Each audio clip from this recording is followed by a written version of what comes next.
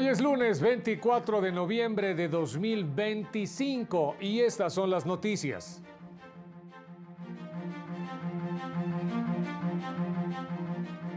Brinda nueva Suprema Corte certeza sobre normas electorales en Coahuila. La Defensoría Pública Federal atenderá en náhuatl a comunidades indígenas de la Huasteca y la Sierra. Continúa el histórico acercamiento de la nueva Suprema Corte con comunidades indígenas.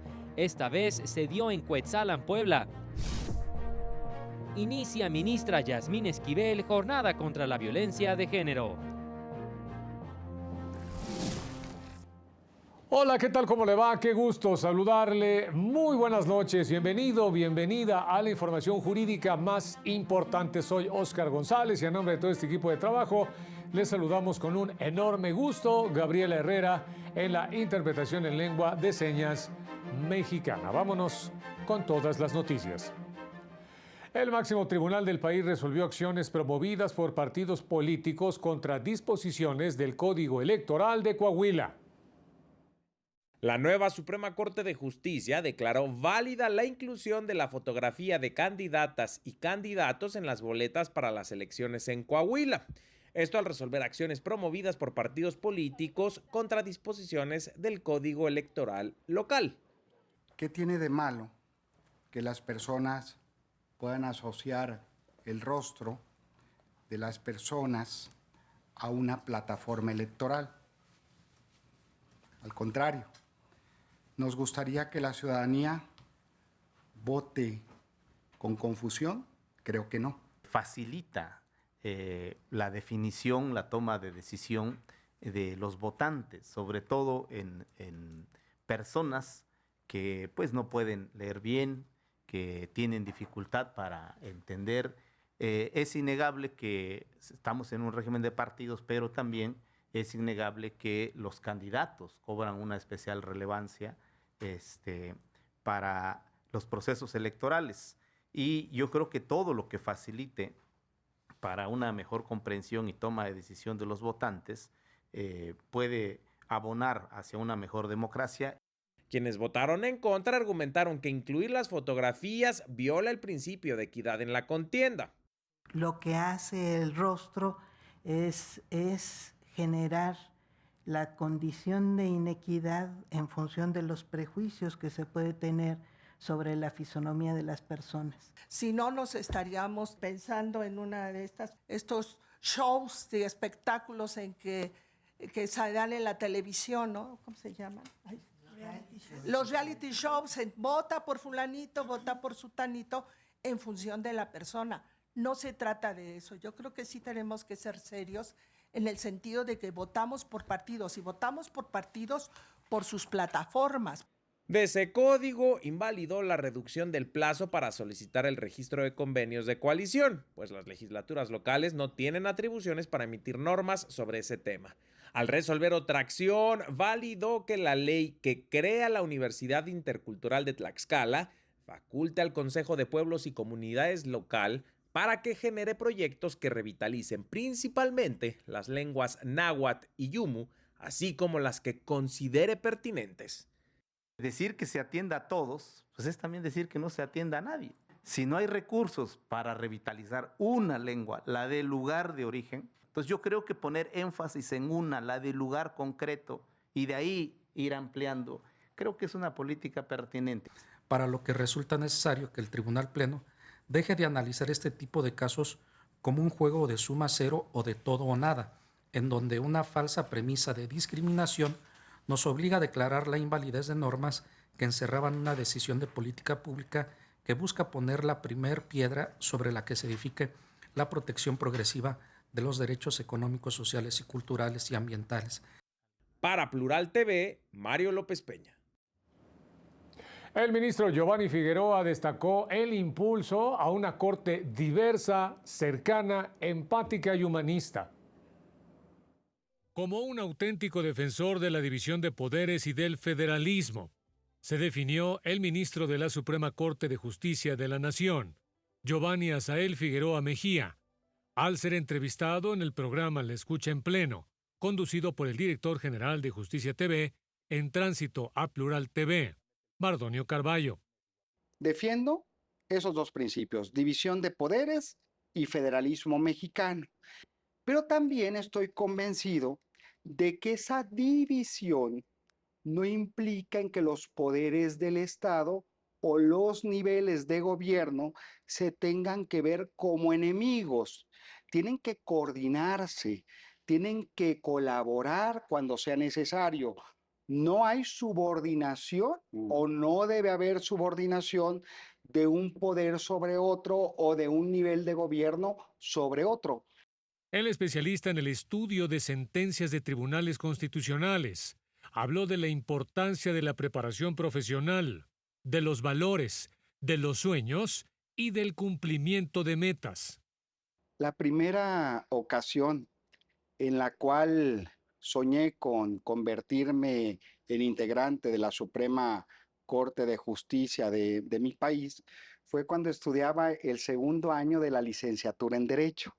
Específicamente cuando estábamos viendo en la materia de Derecho Constitucional cuáles eran las funciones de la Suprema Corte, cuál era el perfil que debería de tener un juez constitucional.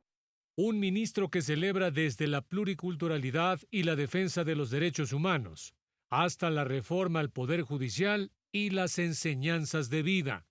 Es el pluralismo jurídico, ¿sí? Es decir, hay que ver los usos y costumbres de nuestros pueblos y comunidades indígenas y afromexicanos, ¿sí? Tomarlo en consideración. No debe de haber una sola visión del derecho, aquel derecho meramente positivista. Como buena yarita, el ministro Figueroa Mejía confesó su gusto por la buena comida, por el ceviche de camarón y el chicharrón de pescado, además de su agrado por las películas de aventura y por la música tradicional mexicana. Y el Instituto Federal de Defensoría Pública abrió una oficina en la región de la Huasteca, en Huejutla, Hidalgo.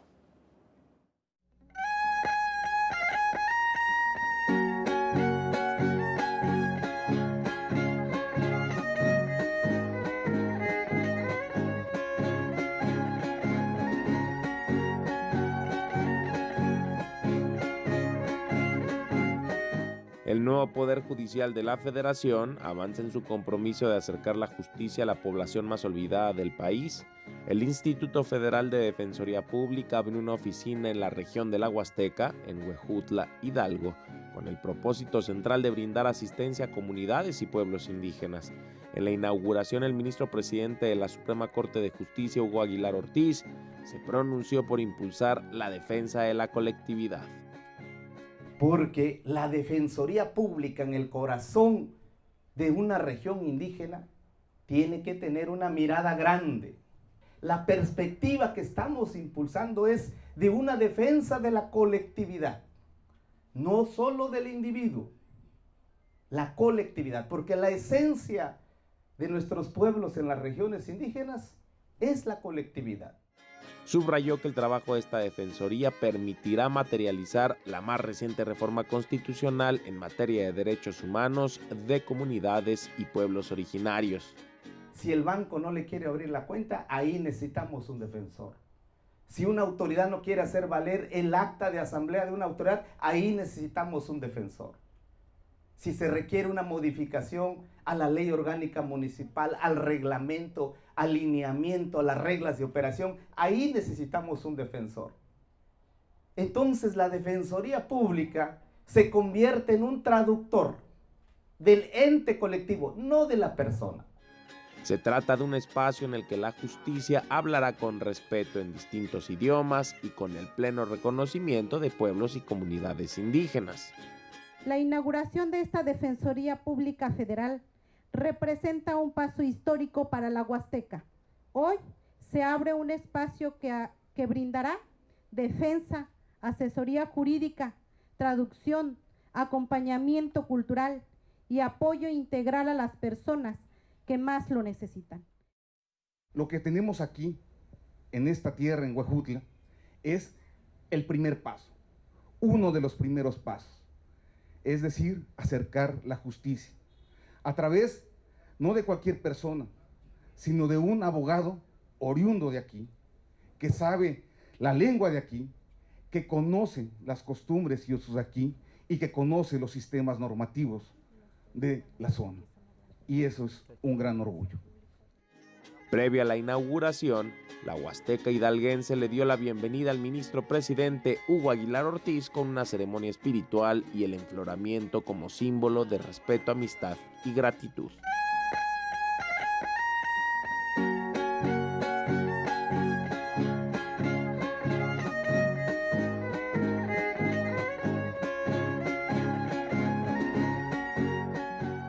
Con imágenes de Eduardo Chávez, Raúl Mendieta y Javier Piña, para Plural TV, Mario López Peña. Y se celebró que la Suprema Corte se abra a la escucha y reflexión de los pueblos originarios.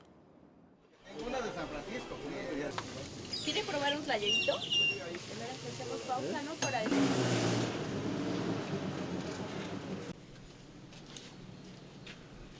Comunidades y agrupaciones indígenas de la Sierra Norte de Puebla, así como especialistas independientes que han ayudado a defender las causas comunitarias, celebraron que la Suprema Corte de Justicia se abra por primera vez en su historia a la escucha y reflexión de los pueblos originarios para conocer en primer plano las problemáticas y los casos de resiliencia y éxito que han evitado abusos de poder y devastación de territorios indígenas.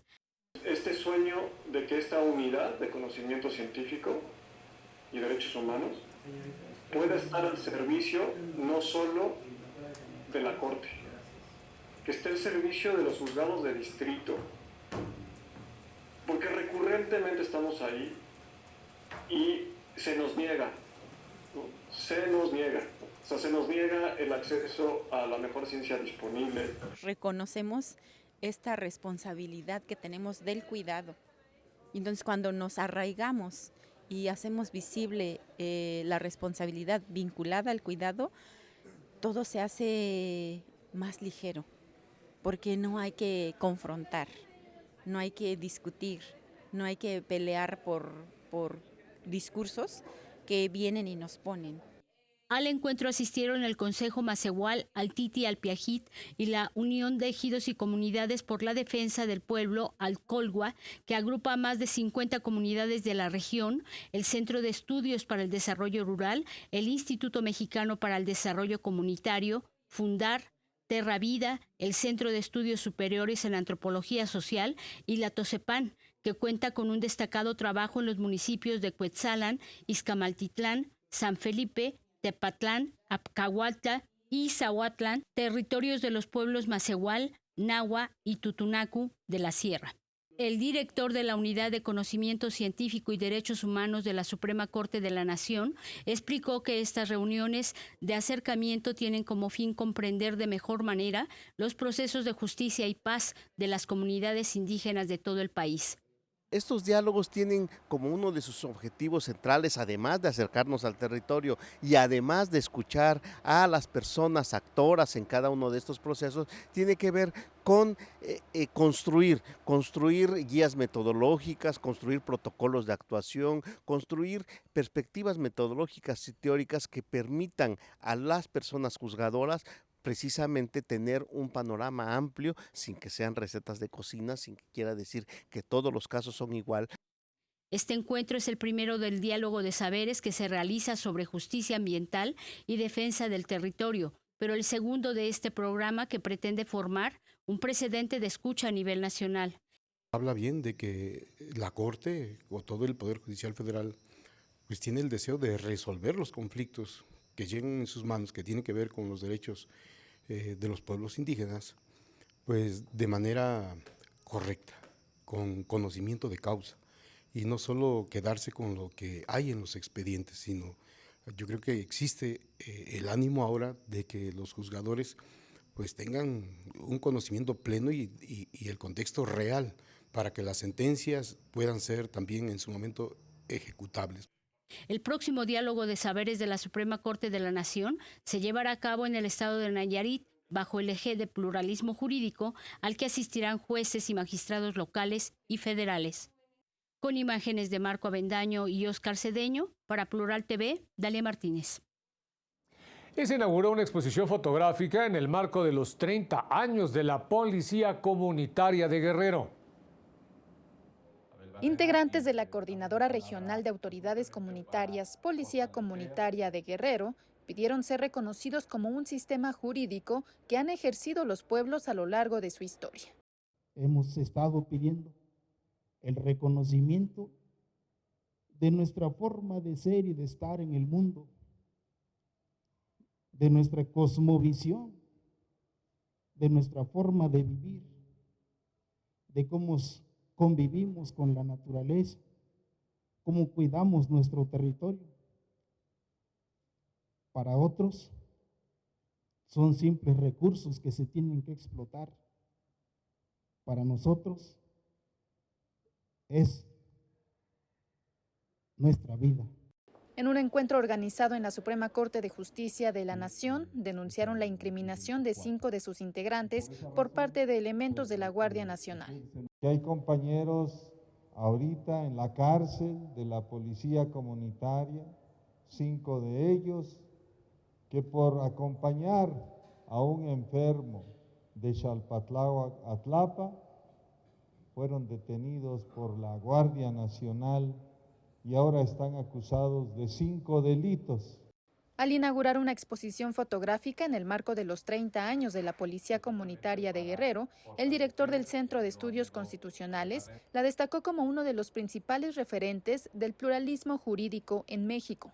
Ha inspirado a muchas otras comunidades en México y en América Latina, pues justamente para fortalecer, rediseñar y actualizar los sistemas de seguridad y de impartición de justicia.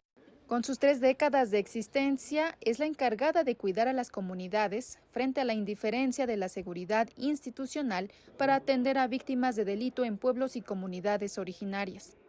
Hemos estado sufriendo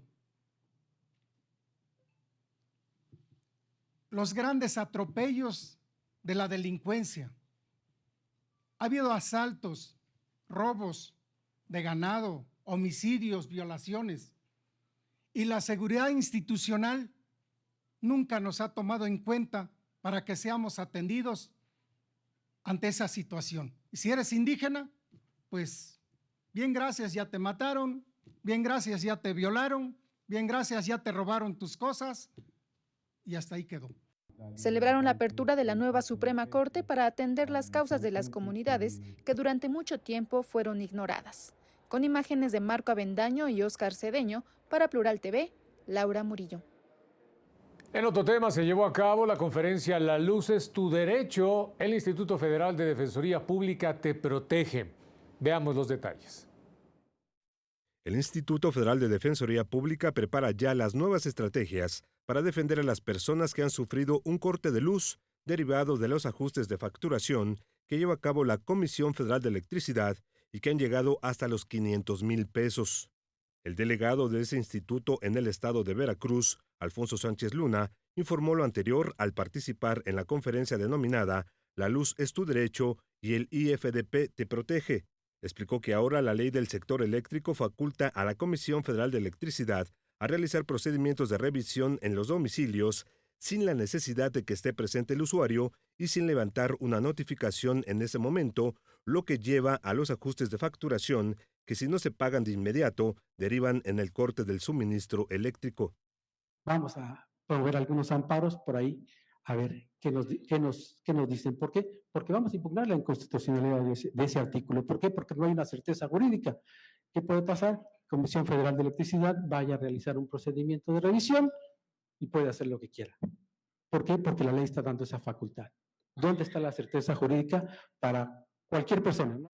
El asesor jurídico Héctor Marcelo Vázquez aseguró que los ajustes de facturación han quitado la tranquilidad a miles de familias que pagan regularmente el servicio de luz. Por la importancia que tienen y la gravedad en los derechos de las personas, quiero enfatizar lo que es un ajuste de facturación. Estos ajustes de facturación quebrantan la estabilidad de las personas. el ajuste de facturación, este papel, ¿sí?, rompe la tranquilidad total de las personas. ¿Qué es el ajuste de facturación? Es un acto que emite Comisión Federal de Electricidad, en donde hace un recálculo de la energía eléctrica que estima fue consumida en un periodo determinado. Señalaron que la luz es un derecho humano y el instituto está obligado a defenderlo. Para Plural TV, Juan Carlos González. Y vámonos rápidamente a unos mensajes. No se vaya, regresamos con más. Enseguida, en el marco del 25N, la Suprema Corte realizará la jornada 16 días de activismo contra la violencia de género.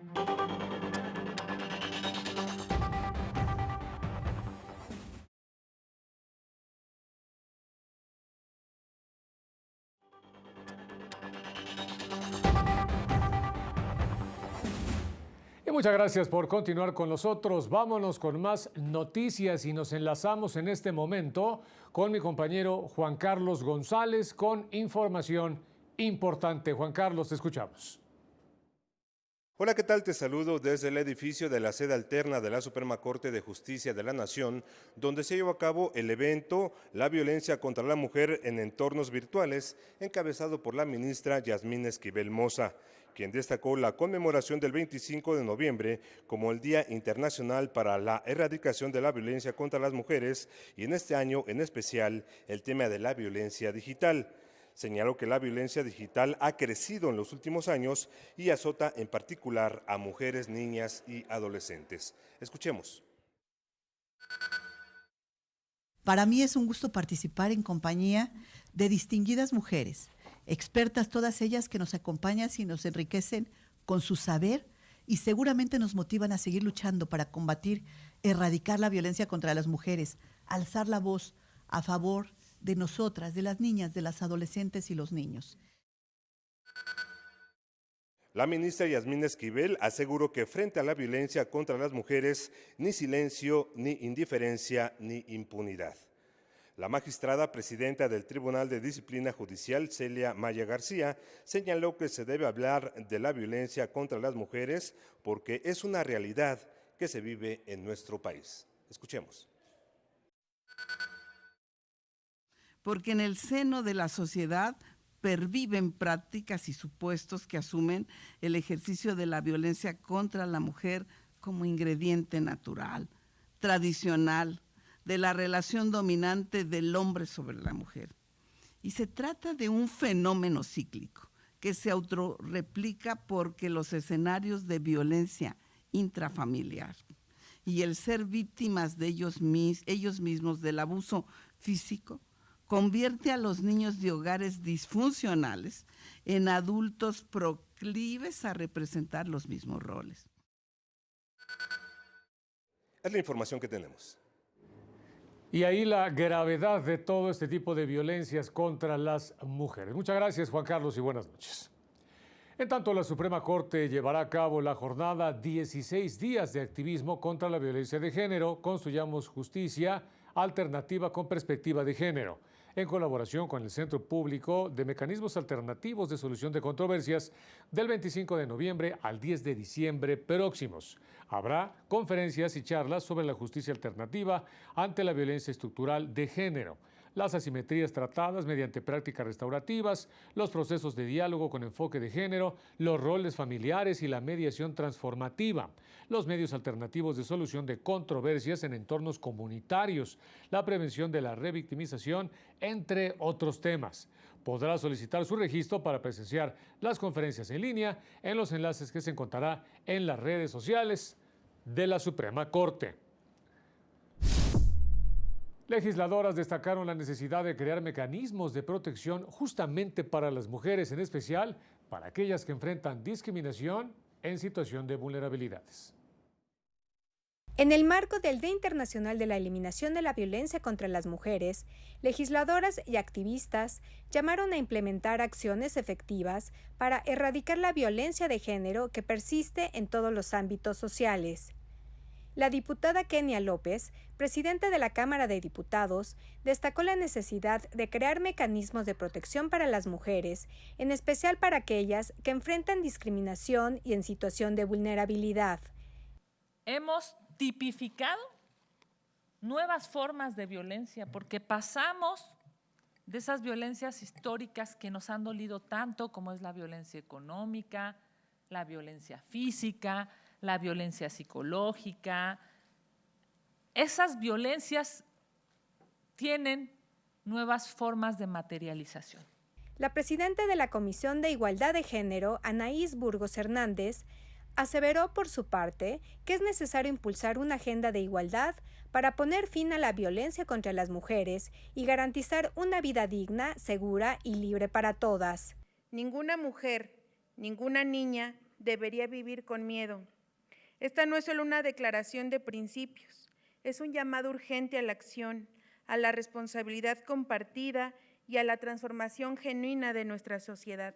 La saxofonista y activista María Elena Ríos exigió justicia, acompañamiento institucional y garantías reales de protección para las mujeres que se atreven a denunciar casos de violencia. Yo fui atacada, me intentaron matar con ácido el 9 de septiembre del 2019 y que a partir de ese hecho, pues tuve que asumir, para poderme visibilizar, tuve que asumir una especie de rebautizo social, ¿no? Con imágenes de Jacobo Parrilla, para Plural TV, Rosy García.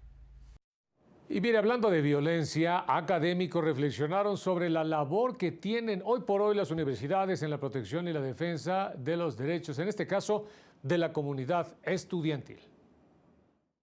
Especialistas convocados por el Instituto de Investigaciones Jurídicas de la UNAM compartieron ideas sobre cuál es la labor de las universidades en la protección y defensa de los derechos humanos de la comunidad estudiantil. La universidad tiene bajo su cuidado el recurso más importante de la nación, que no es ni el petróleo, ni el litio, ni nada de esas cosas, sino la mente de personas jóvenes con deseo de aprender y con deseo de mejorar la realidad social, política, económica. Durante la segunda semana de los derechos humanos, el doctor Sandoval Figueroa señaló que una universidad que perpetúa 3 vicios y no hace nada por combatirlos, poco hace en defensa de su comunidad.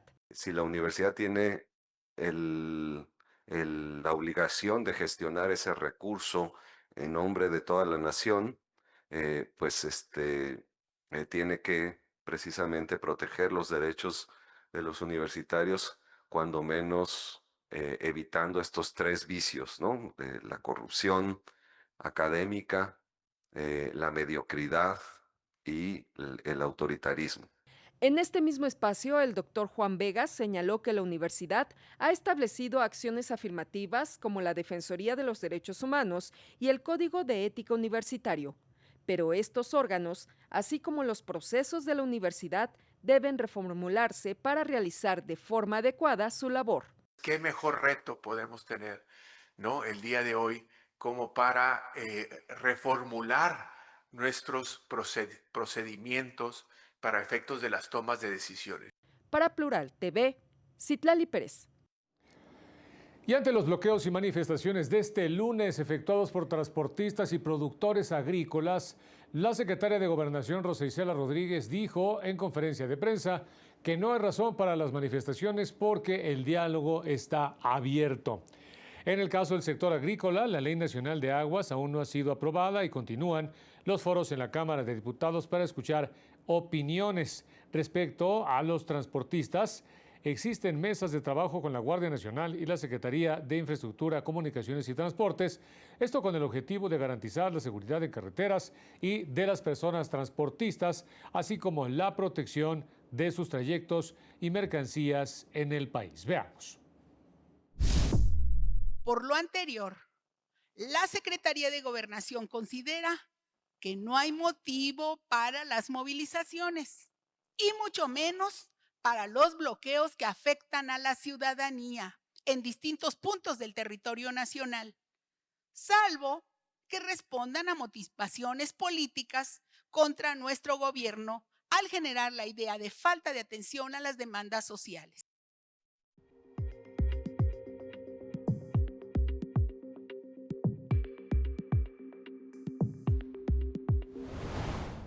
El secretario de Seguridad y Protección Ciudadana, Omar García Harfuch, informó sobre la detención de Jaciel Antonio N., alias El Pelón, quien habría reclutado a 2 personas que participaron directamente en el homicidio del exalcalde de Uruapan, Michoacán, Carlos Manso. La Fiscalía de Guanajuato reconoció un hackeo a sus sistemas informáticos, así como robo de información de sus bases de datos. Se trata de más de 250 gigabytes de información que incluye datos del personal, correos internos, carpetas de investigación y peritajes. Familiares de víctimas del periodo denominado Guerra Sucia protestaron por haber nombrado a un parque de Chilpancingo, Guerrero, como el exgobernador del estado, Rubén Figueroa, acusado de desapariciones de disidentes durante este periodo. Este lunes, el CCH Sur de la UNAM retomó las clases presenciales, a más de 2 meses del homicidio de un estudiante. Se colocaron torniquetes y detectores de metal en la entrada, así como cámaras de vigilancia, botones de emergencia, rejas y barandales. Y ya nos vamos, como siempre, muchas gracias por haber estado con nosotros. Manténgase pendiente de esta señal. Soy Óscar González y nos vemos en la próxima.